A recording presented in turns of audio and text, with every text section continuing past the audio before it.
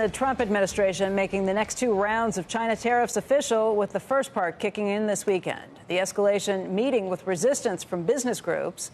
Kayla Tausche joins us with more on that front. Kayla, good morning. Becky, good morning. In a letter sent yesterday, 161 industry associations ranging from the blue chip U.S.-China Business Council to those representing more niche exports like RVs and lobster criticized the White House's lack of warning on these tariffs.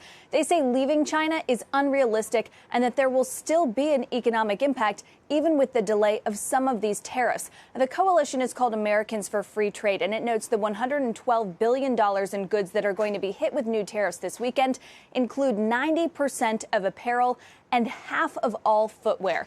U.S. Trade Representative Bob Lighthizer has submitted a filing with the Federal Register to make this 15% tariff effective for goods that leave China on September 1st. That is really the type of document that you need to have in place to ensure that these would be able to be rolled out in a matter of days. Business groups are hoping that the White House reverses course on this, but they are not showing any signs of backing down, even Becky, as the Ministry of Commerce in China says that talks, at least communication behind the scenes, continues. Yeah, Kayla, that's what I've been wondering, if this commentary from this morning, which we only got around 3 a.m. our time, if that would lead the White House to maybe ratchet down some of these tariffs coming in. Any expectations, anything you've heard on that front?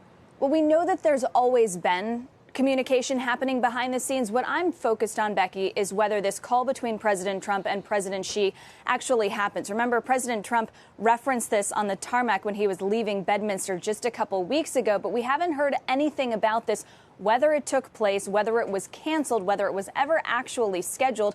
But I know the free traders in the White House are hoping that if this call were to take place, that could be something that would cause the president to change his mind here. But legally, you need about 48 hours to put one of these documents in place in the Federal Register that actually tells companies what's going to happen on that effective date. And it appears because the USTR has already put that in the register for this weekend, that they are going forward with this first tranche on September 1st. Business groups, we should note, also raised concerns back in May.